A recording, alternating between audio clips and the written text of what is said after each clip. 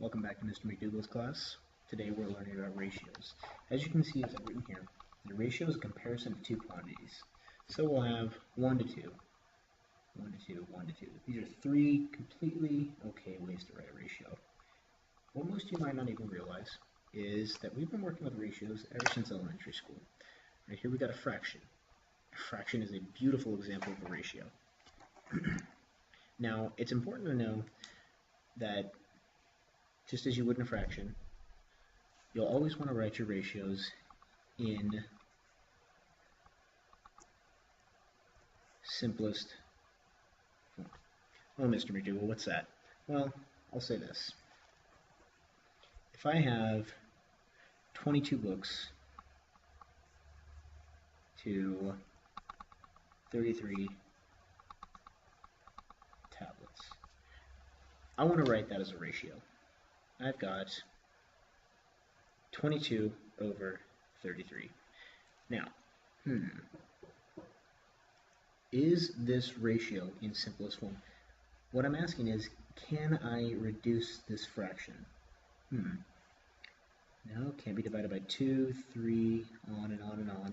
I'm at the point now where I can do some mental math.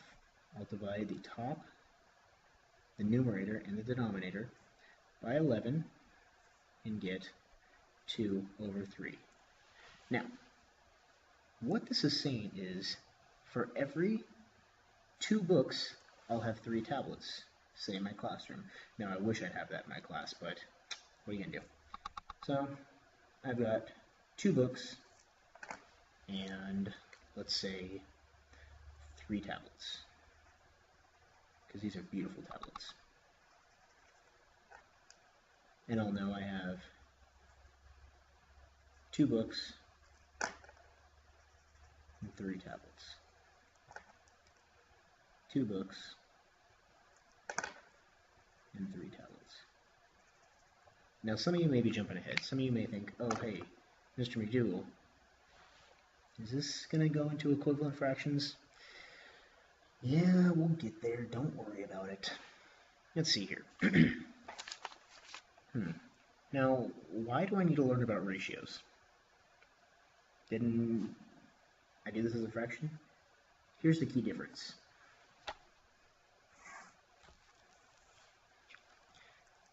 If I want to figure out the ratio of, give you a good example, boys to girls in my current 6th period class. I have 21 boys to 7 girls in my 6th period Math 8 class. Let's write that as a fraction. 21 comes first, put that in the numerator. 7 is next, put that in the denominator. Can I reduce this fraction?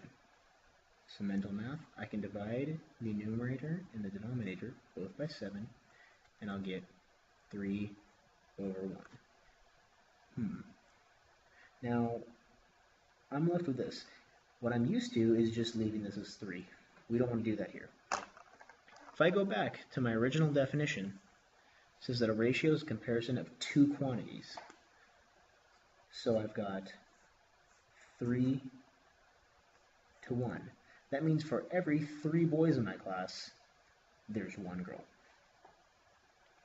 Well, that is your basic introduction to ratios.